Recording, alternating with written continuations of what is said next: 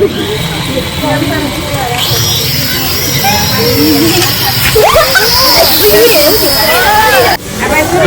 કઈ ટેકનોલોજી થી ચાલે છે કોઈને ખબર છે?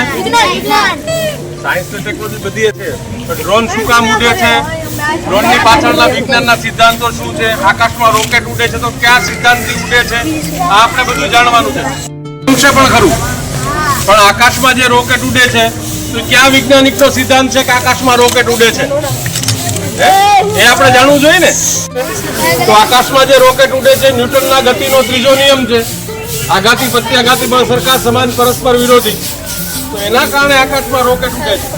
તો આ જેમ જેમ ટેકનોલોજીનો વિકાસ થતો ગયો એમ નવા ઉપકરણો આપણી સામે આવતા ગયા. ટેકનોલોજીનું બહુ મહત્વનો રોલ છે, એ આપણે સમજવાનું.